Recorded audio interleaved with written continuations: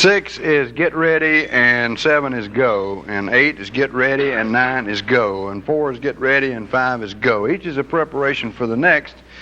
And the 5th step and the 7th step and the 9th step very much are a process of ego deflation. If you're going to have to do some reading to see that, okay? And every single one of those steps takes us along that horizontal plane, spiritually, towards others. Every one of them, okay? In the 5th step, where we confess to another human being, okay, the exact nature of our wrongs, we're moving along. And the 7th step, when we ask God to remove our shortcomings, we're asking Him, really, if you use the prayer in the big book, to remove the things that are standing between you and Him and your fellows. And in the 9th step, you're going directly to people. And the beautiful thing about the 9th step, really, the restitution process altogether, is that if you're familiar with the karma, the wheel of karma, are you familiar with that concept? Okay, let me give it to you briefly, okay? Karma says this. It's like you see a wheel up here, and it's going round and round, and karma says what you put on the wheel over here, exactly what you put on the wheel is coming back to you. In Christian tradition, it is stated in a different way. It's called the law of retribution. It says, what you sow, you will reap. Now, over the years of our addiction, we have sowed many seeds on that wheel of karma. And the beauty of the process of steps 4 through 9 is that we get a chance to identify what it is we put on the wheel, okay, who we need to go to in order, if you will, to clean off the wheel. Yeah. We don't have to reap that which we sowed if we dig it out, okay? If we make amends, in other words, take it off the wheel. Another beautiful thing about the wheel of karma is that it works positively too. Whatever you put on the wheel that is good will come back to you. No ifs, ands, and buts. It's a spiritual axiom, a spiritual law, that it's going to happen this way. So these steps are a process of ego deflation. They're a process of when they deflate the ego, they move you closer to the other. They deflate it, they move you closer to the other. Because remember, the ego, the I, is a conscious sense of separation from. And we want to decrease that separation from and move back into that world that the child lives in, which is called the we world. Okay? And that's what the steps are doing for us in a very large way. Now, if it said all the way throughout the big book, we're doing this to deflate your ego, Tom, I probably never would have done that because I didn't understand what ego deflation was. I don't think I even knew I had one when I got there. You know? And it was so screwy and so reversed, anyway, that it would have frightened me. Any of you ever read the original manuscript of the big book? I would have never joined this outfit. You know what it said? You must do this. You must do that. You must do this. It was all you. There was no we in it. And at one point after the 12 steps, it says, if you've read this far, or I don't know the exact words, and are not willing to go on with this, then read it again. And if you're not, then throw the book away. That's pretty aggressive, isn't it? And on the suggestion of a psychiatrist, perish the thought, who said, this is a little harsh, a little pushy. They changed the words to we. Okay? There's magic in that word, there really is. Now, after we've completed the first 9 steps of our program, I don't know what it says in the NA book, but in the AA book, it says, we have now entered the world of the Spirit. Strange, isn't it? We have now entered the world of the Spirit. Okay? What's that? Think. We've been dealing in the first 9 steps with what? Ourselves, but what aspect of ourselves? Our past. Right? First 9 steps bring us up to the world of the Spirit. N-O-W. Now. Present. Where it's all at. Now is an interesting thing. Even before I quit saying the word now, it's not now. One of my favorite philosophers is a Jewish guy, Martin Buber. And he says, now is the only point at which I shall touch eternity. It is always now. You ever thought about that? It's a beautiful thing. The higher power, when he spoke to Moses, and I always envied Moses, you know. Higher power said, I am. Didn't he? That means like God's present tense, I am present tense. Now is the world of the Spirit. Now is the world of relation. And it goes on to say that our next step is to grow in understanding and effectiveness. Our next step is to grow in understanding and effectiveness. And we get into those maintenance steps in the program. Now I'll take a particular point of view today. And about the last two, or the 10th and 11th steps, I'm just going to try to touch those a little bit. Just touch and get you thinking a little bit about them, okay? They're very important steps, these maintenance steps. Okay? Those of you who heard me talk last night, I said that when I got to this fellowship, okay, and into the 12-step way of life, I hated me. How many of you hated you? I mean, really and truly now. Okay? In a very strong, strong way. Felt like you were an utter failure. I did. A real loser. I was the guy who, when my psychiatrist asked me to describe myself, answered instantly, I am the sorriest son of a bitch in the world. Instantly. And didn't hear myself, Patty. And I wondered why my life was going consistently downhill. I wondered. It couldn't go any other way. I believe I'm rotten. I'm going to behave rottenly. Matter of fact, every time everything got good in my life, I'd louse it up. If I'm not careful, I'd do the same thing these days. These god-awful beliefs that I had about myself. When you get into your belief system, look at some of those. I'm no good, I'm sorry, I'm worthless, I'm unlovable. Look for them. When you see them, admit them, accept them, change them, identify what's really there. But you can't do that unless you watch. Now the 10th step, viewed non-religiously, but from the point of view of a spiritual teacher. Do you remember when this spiritual teacher came down, he'd been up on the mountain, been doing some praying, he left his guys down there waiting for him, and he came back and they were asleep? Okay? He said two things. Watch and pray. Remember that? Watch and pray. The Greek word for watch is a beautiful thing. It's a command. Gregorite. You know what it means? And wake up. Be aware. Realize. Look. Watch. Then pray. Look at 10 and 11. You almost see an identical pattern there. Watch and pray. 10th step says we continue to take personal inventory. When we're wrong, promptly admitted it. It's a recapitulation of several of the preceding steps, obviously. But note the terminology. In the book Alcoholics Anonymous anyway, it says we continue to watch.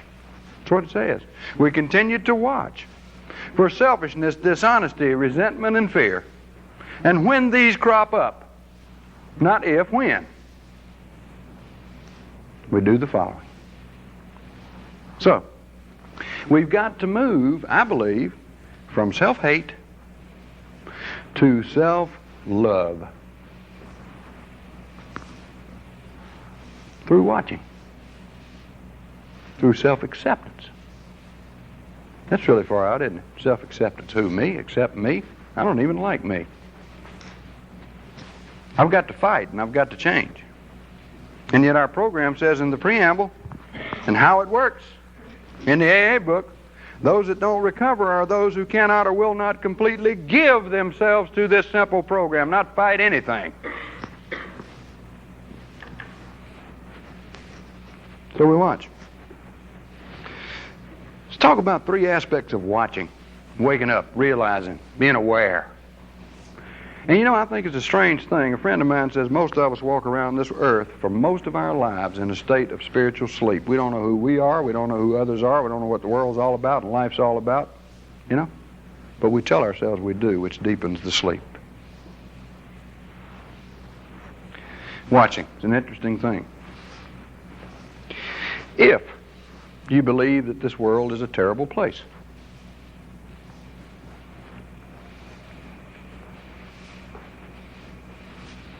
watch for one day, all day, for the good things that happen to you and for you that you don't have anything to do with.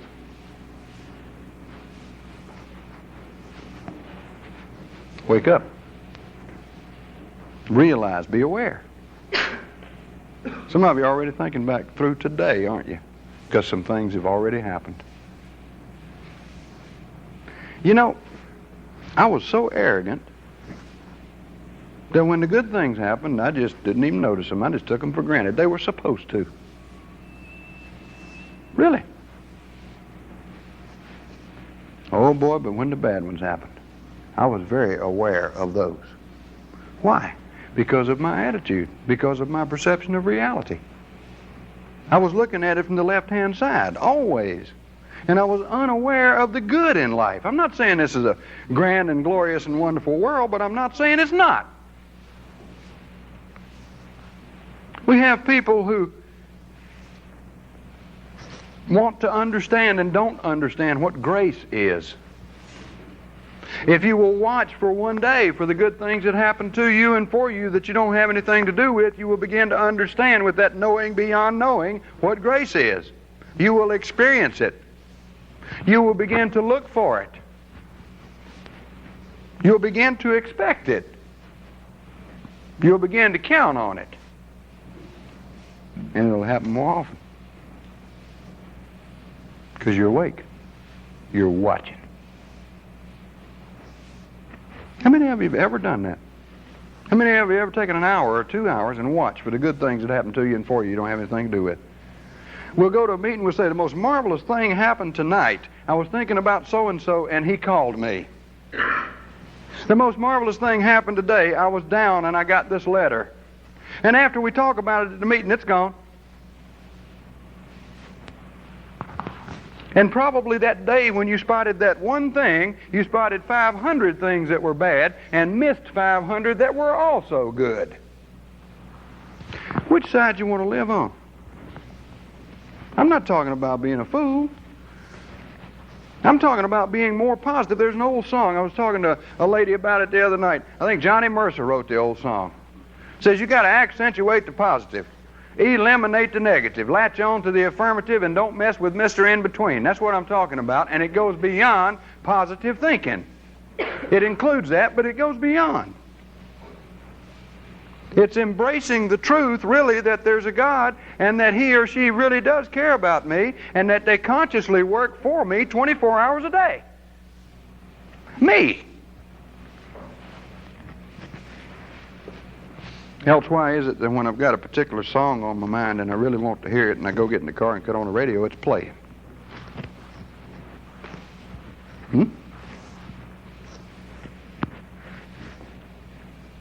Why? But you got to watch. The program is a program of spiritual awakening. Because we're in spiritual sleep. I believe they go together. And spiritually, you see, I take naps all the time. Don't y'all? I take naps all the time. There have been very few people throughout history that have been continually awake. And they have been so transformed that even those who loved them and lived with them did not know them.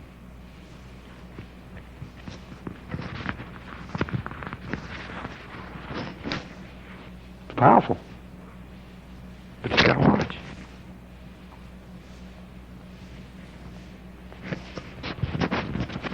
Gotta watch some other things too.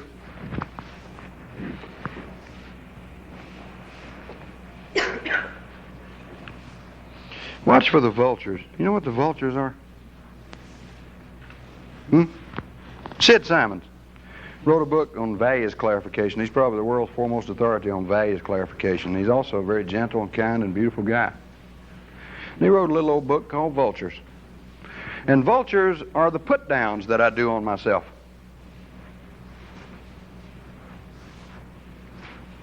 So while you're taking a day to watch for the good things that happen to you, take another day. I know this is taking a lot of your time to do this, but take another day and watch for the number of times you put yourself down.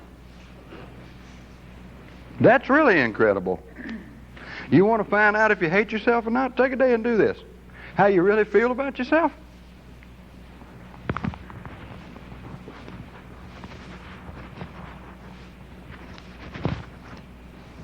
We got a terrible opinion of ourselves. We are God's kids. We are expressions of God. If what I said is true, I don't know. I think it is. And we treat ourselves like dirt and beggars. Prodigal son, I am not fit to be my father's kid. We really do a number on ourselves. Watch for it.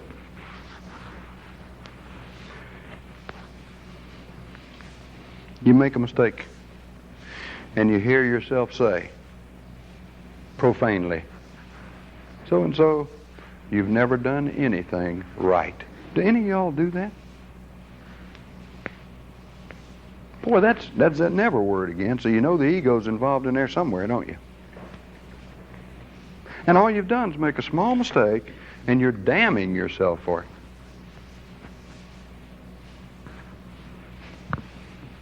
People in transactional analysis talk about tapes that we have in us, and certain things happen and the tape starts playing. It's an old reaction pattern, an old thought pattern of some kind, behavior pattern of some kind. And I often thought, man, it would be wonderful if you could get a new tape library, right? Called The Regenerated Person, right? The one who's grown down, finally, once and for all. Take out the old tapes and put in the new ones. Wouldn't it be wonderful? It's almost like going for the center of the Oreo, isn't it? I got to tell you something about me. If somebody made me able to get that set of tapes and play them, I would find fault with them and be bored with them in a very short time. I used to think I wanted to live on a mountaintop. I don't. I'd long for the valley. I need the ups and I need the downs. I need to take control of the driver's seat every now and again. I need to. Okay? If only just to learn again that that's not my proper position in life. I need to learn and relearn and relearn. I need a tape to play over and over and over and over and over again. You understand what I'm saying? I need redundancy. I need repetitiveness. I need to go to meetings now. Over and over and over again and hear them say the same things over and over and over again, because if I don't, I'm going to die. I need it. Be neat. New set of tapes, right? Or if we had a little button up here that says erase. And a certain thing happens and the old tape kicks in, it's going to kick in. No two ways about it, it kicks in. And you can say, gotcha, erase it. Wouldn't that be wonderful? Can't do it. Only way I know to change an old message is put a new one on it. And put a new one over it. And put it over it and over it and over it and over it and over it again and again and again and again and again until the new message becomes the old message. Till that thought which used to precipitate a drink or a drug or a binge now precipitates a phone call to your sponsor or a trip to a meeting. A new reaction pattern. Programming, yeah. If you want to call it that. It's called living, too. You got to live your way into good thinking. That's what Grumpy told me. He was right. You got to put that new message on top of that old one until it becomes the message. And even it will probably have to be altered or changed in the passage of time. And you got to do it quickly. There's a thing about vultures. One of them lights on my arm. If I let him sit there for just a little while, before I know it, I look back and there's 100 of them suckers over there. Not only am I putting myself down a little bit, now, boy, my arm is loaded. Vultures attract vultures. That spiritual teacher I was talking about said it. Deal with your adversary quickly. When the vulture light's up there, when that old tape starts playing, put the new one on now. Do not wait. Get it in there, kick it in, right at the present moment. Now is the only time that we touch eternity. Don't let it sit. The friends will gather. And before you know it, you've done a number on yourself again. And if you let that happen long enough, and enough of your old vultures come back, they will have both arms full, right? And they'll lift you bodily and carry you to a bar.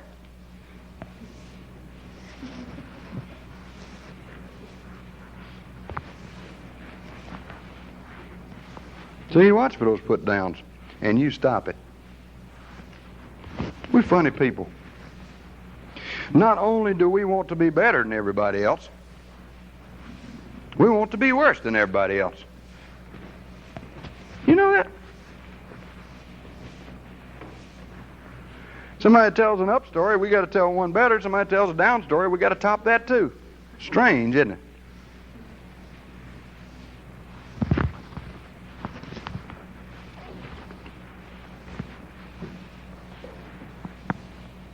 Watching, it's important.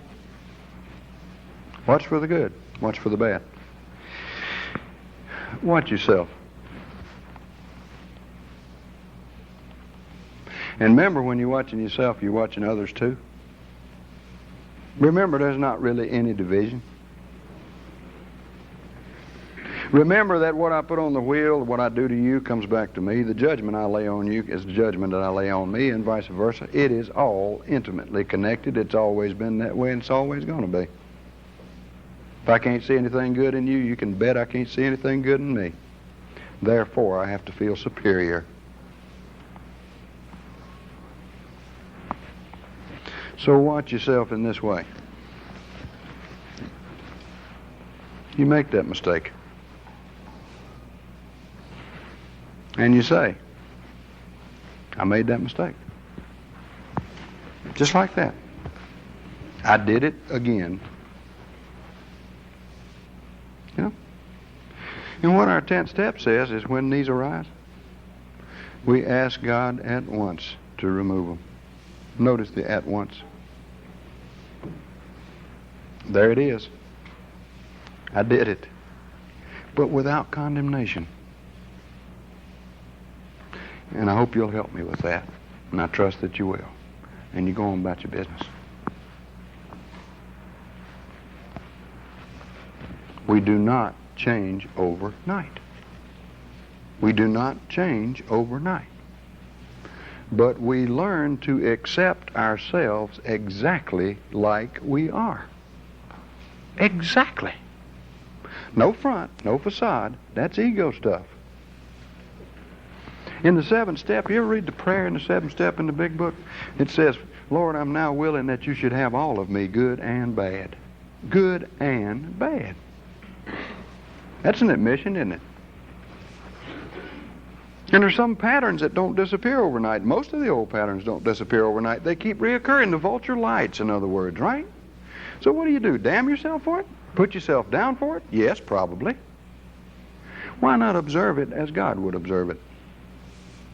With love. Yeah.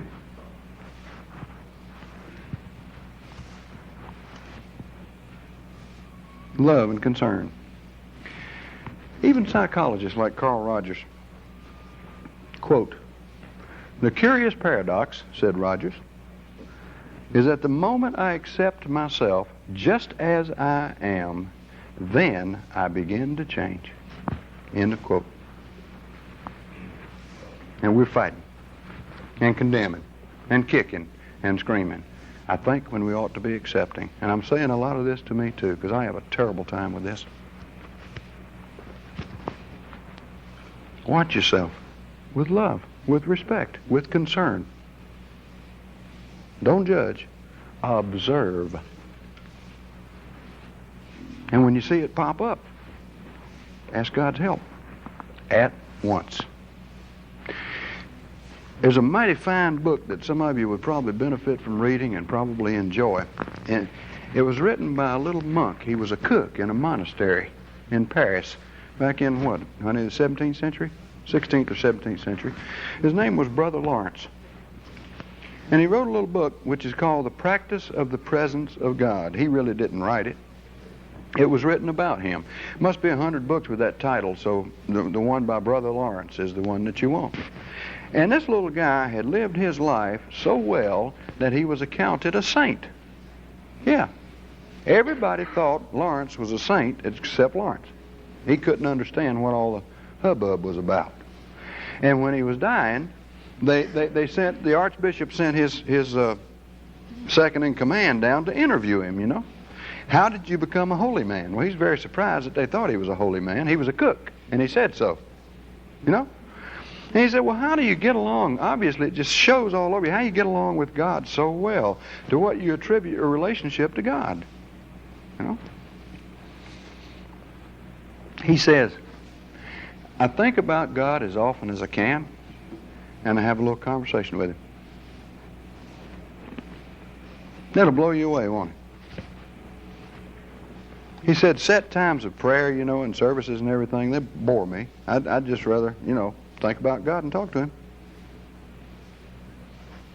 And he said something very important to me about self-acceptance.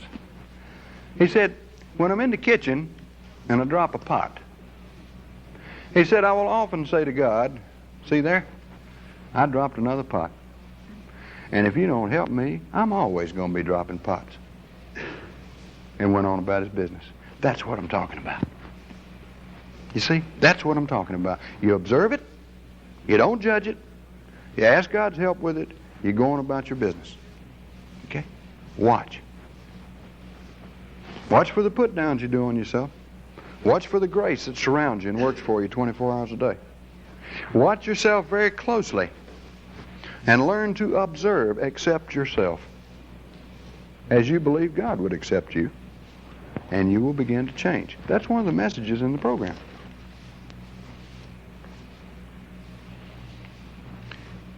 Any questions on that? Because we usually don't look at the 10th step as a practice of watching, do we? And yet that's what it is. Okay? So we wake up and we try to stay awake, y'all. We try to stay awake. And remember, the words of the 12th step in that first phrase are, having had a spiritual awakening as the result of these steps. That is the only result they're talking about. That's the result. But it's kind of an all-inclusive thing. Okay, so we watch. Another way to watch, and it's suggested in our literature, is, you know, at night when you go to bed, think over your day. Again, observing. And in our book it says we're careful not to fall into morbid reflection. We simply, at the end of the day, as this old timer I love very much used to say, you count yourself up and you see how many you really are. Like that. And then you go to sleep. So at the end of the day, think about it. Some people write it. They keep a journal, you know. Not for the sake of keeping a black book on themselves, but for the sake of learning from their own behavior, self-observation, which patterns they need to work on and which patterns they are good at. Okay? Let's move on into the 11th step now with this prayer and meditation business. Okay? Have I ever talked to y'all about this, Patty? Some? Have y'all heard me talk about prayer and meditation, all of you? Because you probably don't want to if you've heard it, but we'll go at it a little bit. Prayer and meditation, being as they are spiritual practices, have also tended to fall into the province of religion, have tended to become formalized, to be looked upon as otherworldly kinds of activities, you know, not common and natural and normal and this kind of thing. They're far out. When you say to someone, I had migraine headaches for years. Oh, he says, how did you get rid of them? And you say, I began the practice of meditation. What would his reaction be? You know? Now, if you told him I took some Percodan, he'd understand that, very clearly, right? But meditation? Don't know about that. But there's power there. God, there's power there. I have a friend in the program. He's I do not know how many years sober now. I mentioned him last night. Tom Powers. And Tom was vice president of the American Atheist Society. He was, literally, in his drinking days. And back in the 30s, Tom was making $250,000 a year when it was big money. Big money. Advertising man. Slick, right? So every time he'd lose a job, he'd fall upstairs, get a better one. And Tom refers to himself as an asylum commuter. Because every time he'd go on a bender, he'd end up in a straitjacket. Every time. Psychotic. And he said they'd take me to this hospital and they'd treat me. And he said they didn't put me in with the drunks, they put me in with the jumping jacks. That's what he called them. And they treated me, right? They gave me lots of hydrotherapy, things that were current in those days, and kept me in a straitjacket until I behaved a little bit. And he said, then they gave me shock treatments. Now, Tom is a genius, a bona fide genius, no doubt about it. Vice president of the American Atheist Society, big man, makes lots of money. Okay? Shock treatment in those days was not electric. They hadn't learned how to do that yet. It was a drug called metrazole. And they gave you metrazole in near lethal doses until you went unconscious, and then they held you while you convulsed. That was the shock treatment routine. In 8 out of 12 of these, he had series of 12 of these things. 8 out of 12 he was fully conscious. He did not go out. He convulsed while 5 guys held him down. He kept hearing this voice, did the vice president of the American Atheist Society. And the voice was crying, God, oh God, please help me. And he realized who it was, Patty. It was him.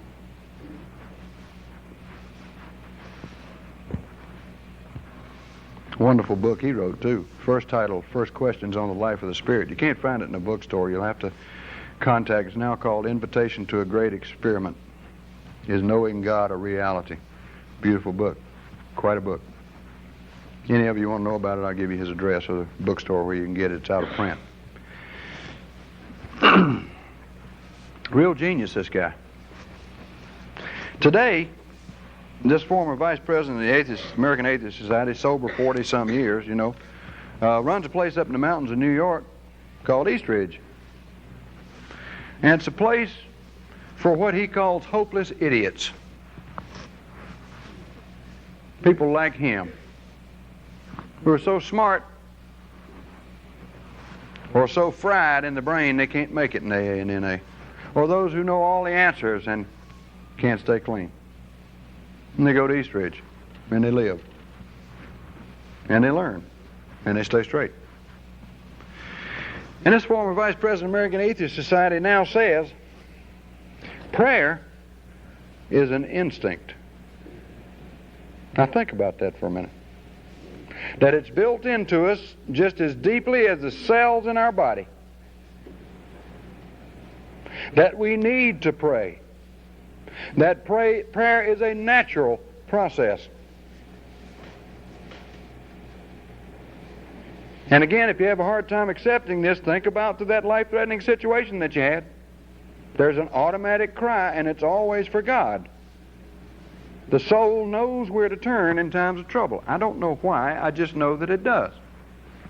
We need to pray, apparently. It is not otherworldly. It is natural. More than that, it is food. It is food for our spirit, just as the food we ate today at lunch for Quincy's, I think, was our bodies, wasn't it? Just for our bodies, maybe for our spirit, especially the pineapple cake and banana pudding.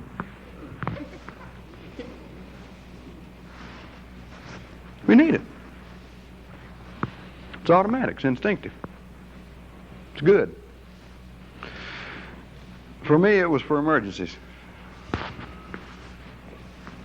Every time it was the bottom of the ninth and the count was 3-2 and there were 2 outs, I looked to the bench.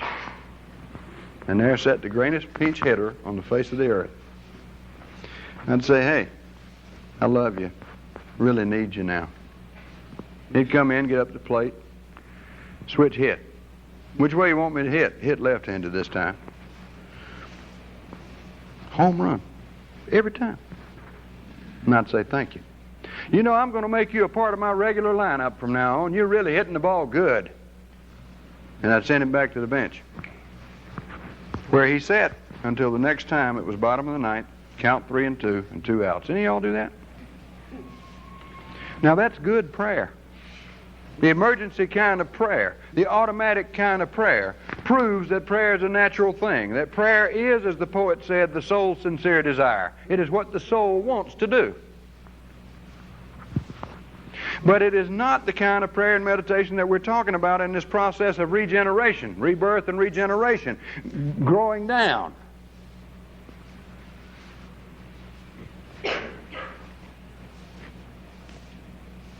What we're talking about here is discipline, prayer. Any golfers in here? Who's the best golfer in the world right now, your opinion? Golfer in the world. The guy raised his hand. Who is it? Anybody? Spit out golfers here. Nicholas, Palmer, who else? Watson? Longer's not bad, you know, and Craig Norman and these other. You know where? Let's take Arnold Palmer, okay? In his heyday, you know where he spent a lot of time? On practicing, on the practice tee. I've watched great pianists and violinists and things. They spend a lot of time practicing. Now you take Palmer, and he's out there on the tee, you know, early in the morning he's out on the tee. And he's got buckets full of balls. Maybe he's the finest golfer in the world.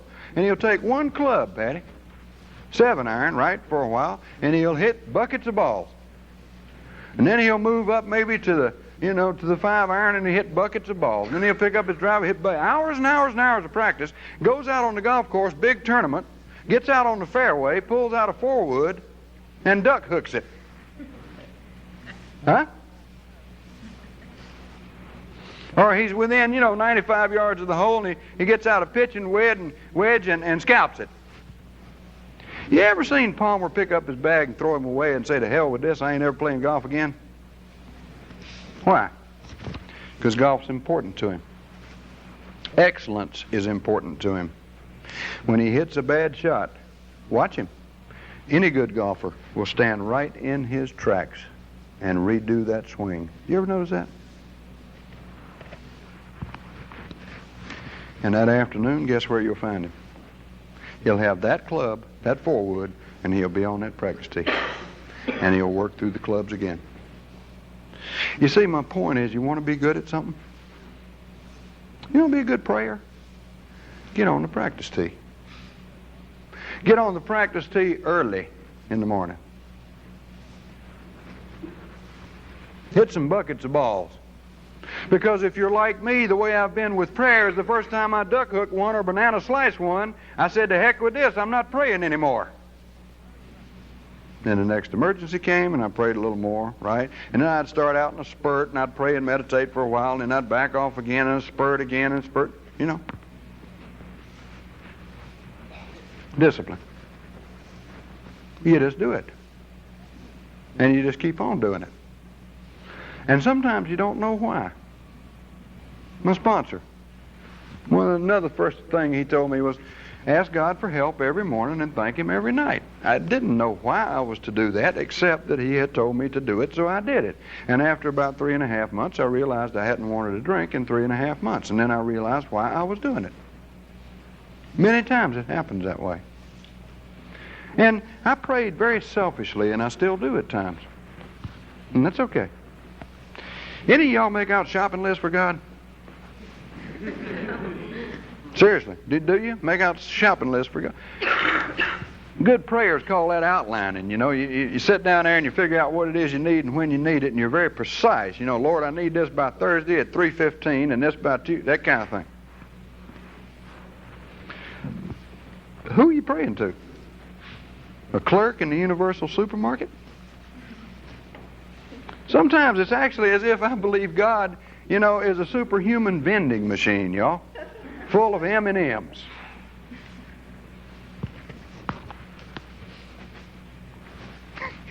I don't even get upset with me about that. I just do that. I make shopping lists for God, I hope he's got a sense of humor, and I think he has. Because he hid himself in the last place he knew I'd ever look. I think he's got a good sense of humor. I mean that. Okay? So making out those shopping lists really doesn't, work out too good anyway. Sometimes I've prayed for things and I've got them. Have y'all ever done that? And then I don't know what the hell to do with them. You ever done that? Y'all know the classic story about that, about praying for something. Be careful what you pray for because you might get it. The story of the man with the golden screw. Y'all ever heard that one? You haven't? Good. The guy was born with a golden screw in his navel. And when he was a kid, he couldn't sunbathe, he couldn't take his shirt off. He had to hide that golden screw, And he was tired of it. Carried it all his life, prayed all his life. Please take this golden screw away from me. And nothing happened. He got ready to get married. And he said, what's my wife going to think? When I take my clothes off, she sees this golden screw. Nobody else in the world got a golden screw in their navel but me. I don't like it. So he started praying. He's praying and praying about this golden screw, and this big voice says to him, shut up, I'm tired of hearing about that golden screw. Now I want you to go ahead and lay down on the bed, close your eyes, count to 10 very quietly. Open your eyes, and this cloud's going to come floating across your bed, and on that cloud's going to be a golden screwdriver, and I want you to take that golden screw and take that golden screwdriver and take a screw out of your belly button. I want you to put them both up on that cloud, and it's going to go away, and I don't ever want to hear anything else about that golden screw. The man was just overjoyed, man. Ran into the bedroom, couldn't wait. Got real quiet, closed his eyes, counted to 10, opened them up. Here's the cloud.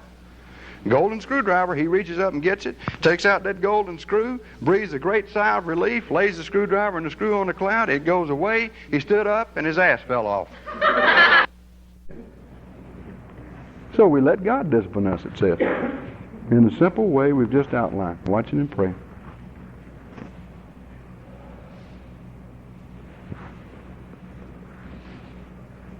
Be regular.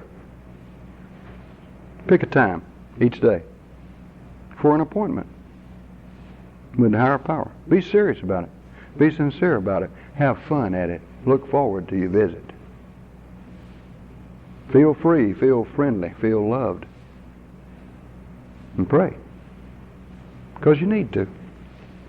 It's built into you just as deep as your cells. I believe that. You need to do it. Then we jump over to the flip side, it's meditation business. Well, you talk about getting bent out of shape. Now, when I got into meditation, I was a sight. I look back on me, I don't know how I stayed, sober, sane, much less sober when I was doing that. Definition of meditation, as I understand it today, is not thinking. I didn't understand it that way when I didn't understand it at all. I really thought, and I tell this, people think I'm lying, I really thought that the great meditators, right, were guys who shaved their heads. You had to be a good one. You had to do this. Shave your head, get a saffron robe and wear it, right? Sit down on the floor with your legs crossed all funny, and chant Om. Now that's what I figured you had to do if you was going to meditate. And some people do it that way, and I honor that, but I didn't know what in the world I was doing. I can get into the lotus position. I cannot get out of it. Any of y'all have a problem? I drove a lot drunk, and my legs have been busted all to pieces. I can't get out of it. I get all locked in. It hurts me, too. It's uncomfortable. But I figure that's the way to do it. Couldn't find a saffron robe. Too damn vain to shave my head, right? But it would do to get all locked up in the lotus position and chant Om. And you know what happened? Nothing. Nothing. It's embarrassing. I figure, hell, I'll be laying on a bed of nails and a 6-by running over me in 10 days here, If I'm going to meditate, I'm going for the top right away. Lock me up in an airtight compartment for a couple of days. I'll show you how to slow down my breath. Hell, I'd have died to what I'd have done. I mean, we alcoholics are impatient. I am anyway. I'm going for the top. I'm going to meditate with the best of them. Move over, Guru Nanak. Here comes Tom. See, I was still insane. I hadn't had a drink for quite a while. I was still nuts. I just didn't know it. So I sat and I chanted, and nothing happened, and I got pissed. I did. He wasn't coming, you know. And I called a friend of mine down in Texas. He's meditating and is showing up in his life. The guy was doing good. He's a dentist, you know. Good guy. Brilliant. I said, I'm trying to get into meditation, Harris. I said, you got any books I can read? He said, yeah. He said, now I'm going to tell you what books to get. And he said, I'm going to star them. 1 star is very simple, and 5 stars is very complex. So I made my list. Went to the bookstore. Guess which one I read first? Have any of you ever read The Cloud of Unknowing? Anybody? Don't. It was written in Middle English, right? Thee, thous, all those things. And it was written by a man who had spent his whole life in a monastery on top of a mountain meditating. And I'm going to do his number in 2 weeks.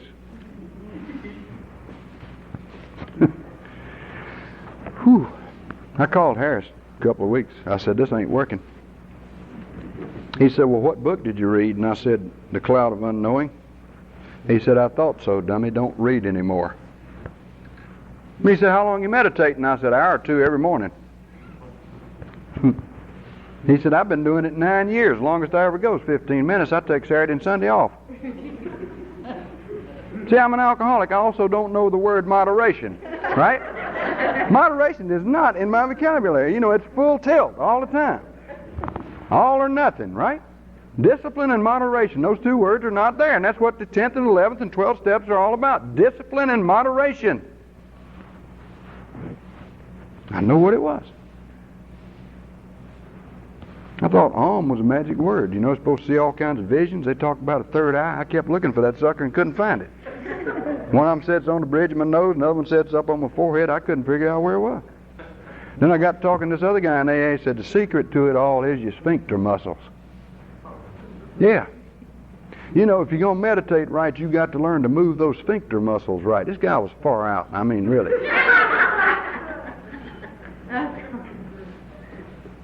Yeah, I sit down and try my damn sphincter muscles, too.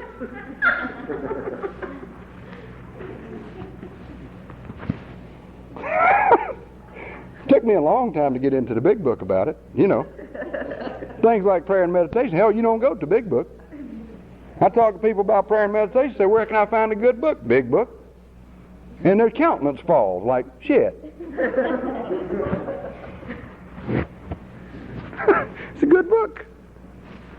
That when we awake, upon awakening, we think about the day ahead. We relax and take it easy. We ask for an intuitive thought or a decision. It's good stuff. It's good, lean stuff. I recommend it to beginners. I recommend it to guys who have a tendency like me to fly out on one limb on meditation and fly out on another limb, and it's like coming home to get back to page 86. Upon awakening.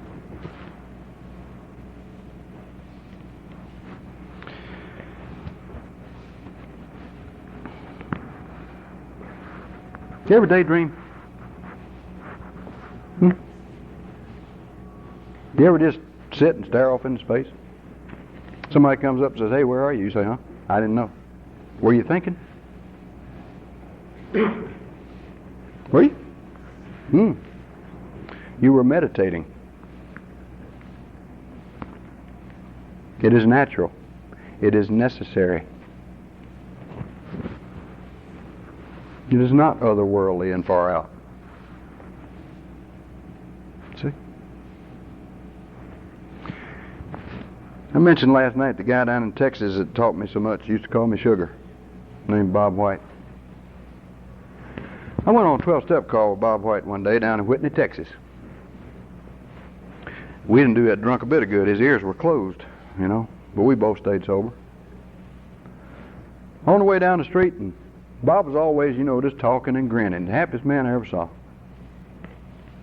And he pulls his truck beside the road, And he turns to me and gives me that grin. He said, "Sugar," he says, "you see that little cloud up there next to that big one?"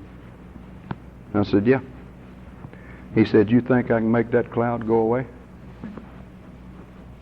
And I looked up to this man, and I told him so. I said, "Bob, I have a lot of respect for you, but you can't make a cloud go away." And he said, "You watch it." And he grinned. He sat there and looked at that cloud. 2 or 3 minutes, that cloud was gone. I mean it. Scared the hell out of me. It scared the hell out of me. I got to, edging toward the door. I was getting ready to get out, and he turns at me and grins. Sweetest man, too. I thought, God, I miss him. And he said, "Sugar, you think you can do that?" I said, "No, Bob, I ain't been sober long enough to make no cloud go away." Some idiotic statement like that, and he grinned at it. He says, "Yeah, you can. They pick you a small cloud close to a big one, and focus all your attention on it and will it away." And I did. By God, that cloud went away. I taught my children how to do it. We was laying in the front yard vaporizing clouds. It's the truth. Every kid in the neighborhood come over and said, "What y'all doing?" I said, "We vaporizing clouds." I said, "What's that?" Whole damn yard's full of kids and me. But Bob taught me that. And that's a wonderful thing. I dare you to think and vaporize a cloud at the same time.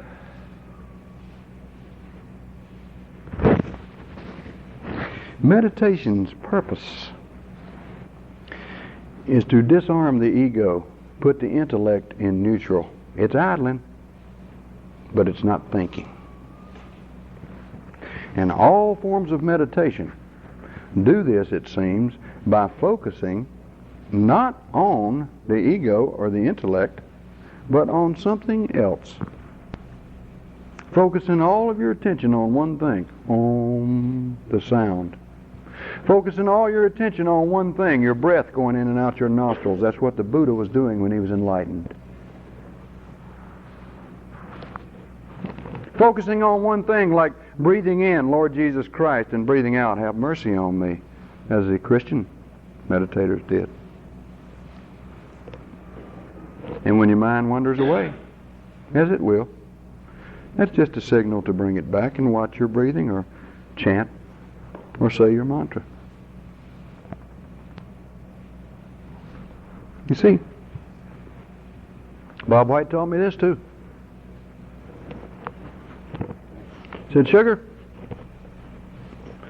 used to when I'd sit down to pray," he said, "the first thing that would come in my mind was a chorus line of naked women." Any of y'all have that problem? I mean, you sit down to do something holy, and something, pretty but not exactly holy comes into your mind, and thoughts follow. Any of y'all get lustful as hell? He said, "I just try to run them out." I said, "Get off there. Get off there. Get out of here. I'm praying. I'm talking to God. You got no business dancing naked across the stage of my mind." And he said, "The more I fought them, the more of them there was. Until there's so many women on the stage of my mind, I just gave up this idea of praying and went on about my business. Made me angry." He said, "You want to know what to do now?" I always wanted to know what he had to say.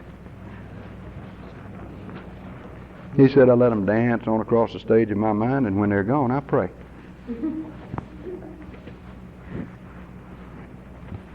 Spiritual teacher said it. Don't fight the evil thing. Resist not. Turn the other cheek.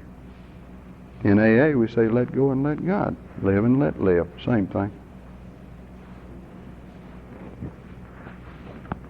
You take your attention off those ladies, They do their number and they're gone. But if you fight, they beat you. Lisa and I used to walk along the beach, pick up pieces of ocean glass. Do y'all ever do that? I mean, glass has been worked on by the ocean. God, it's cloudy looking, and green glass is pretty common, and red glass is pretty common. Every now and again you find a piece of white ocean glass, right? And she found a black one time. And these are treasures. And we walk down the beach, looking for ocean glass. Can't think when you're looking for ocean glass. You're watching the sand too hard, And we'd find a piece, pick it up, rub on it, say, thank you, God, put it in our pocket, and keep on going. First thing you know, we'd walked a pretty good distance and hadn't thought. The Buddhists had a name for the ego. You know what they called it? The drunken monkey. The drunken monkey, the intellect. Always falling around up here, never still, always chattering, ceaselessly chattering.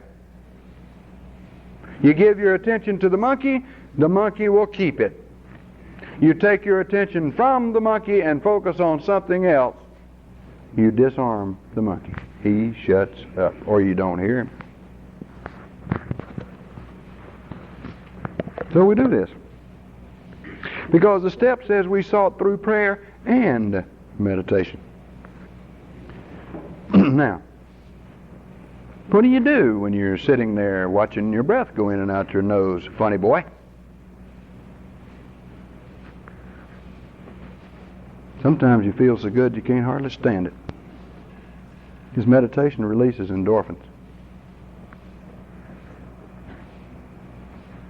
Sometimes there's nothing, it's flat. But later on in the day, you find yourself in a situation that you used to couldn't handle, and all of a sudden you handle it.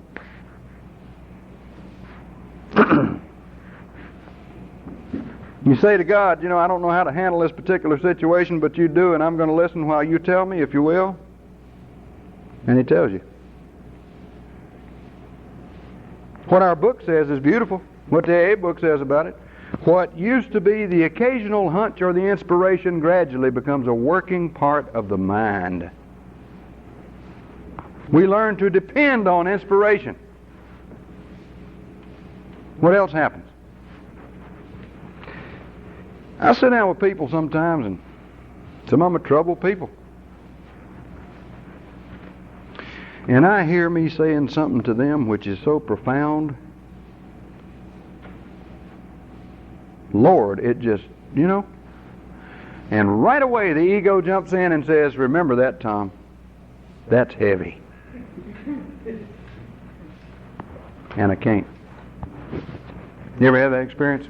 It's said, it's done. It's like the channel's open. It's been done now. That's it. You can't hold it. It's not yours. Can't remember it. If you don't get anything else out of meditation except this, you sit down for 10 minutes in the morning, you pray and meditate, you focus on one thing, get quiet, go down within yourself. It carries over into the day, y'all. More and more you find yourself able to focus on one thing at a time. How many of you have problems with that? What upsets me often is I'm trying to do everything at once. If I can discipline myself for 10 minutes in the morning, it carries over into the day. Yes, it does. And I'm able to work on one thing at a time, and I don't get so emotionally out of balance. Bill wrote that in the 12 and 12. If that's all I get out of it, that's enough. Bill says one of the first fruits of prayer and meditation is emotional balance. I believe that. But that's not all. You just know things.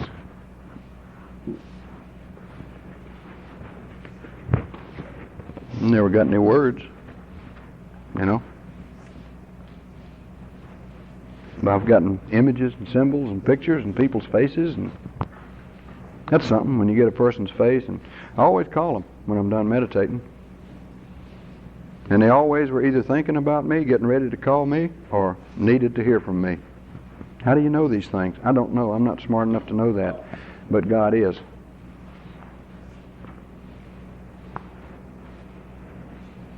And so gradually, by the numbers, y'all, through surrender and acceptance and inventory and confession and these other things, we chop away at that big I until it becomes a little I, an anonymous I, an equal I, an I that's able to relate on a level with someone, an I that loves itself because it no longer has to compare itself to other eyes.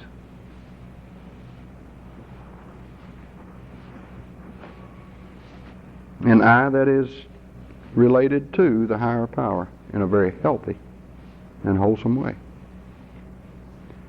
The whole thing's a circle, the whole thing's a return. You grow out, and then you grow back down. And the coming home part's fun. Some of us it takes effort. Maybe I should say all of us. It takes a lot of effort. Okay? These steps have a lot to do with it. Have everything to do with it in my way of thinking. I think I'm out. Is there any questions or anything? Okay. Hope this has made some sense to you. Hope you understand what I mean by growing down. I have always believed. I knew when I heard my son say that it was true. I just didn't know why. And I've been trying to learn why, I guess, ever since. I agree with Eckhart that the soul does not grow by addition but by subtraction, and I hope you understand what he's talking about. And there's a nice little book called The Meditations of Meister Eckhart. He's quite a fellow. It says some simple, good stuff. I'm going through it for the second or third time now. Still don't understand it all, but it feels good. You know what I mean?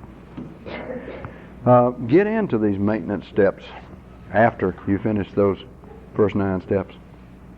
Keep yourself growing, but remember which direction you're growing in. Okay? Remember the direction is back towards the Father, back towards home. You want to fulfill your deepest desire. That is the direction I believe that you must go. And that's what this program is all about. Any questions? I wanted to say, too, if there are any of you that want those tapes and you just don't have the money, maybe you're newly sober or something like that, just see Lisa or me or Jerry. It's no big deal. Okay? Anything like that. Any other questions or questions at all? Okay. I've either put you to sleep or we've had a good day. And I feel pretty good. Even my stomach.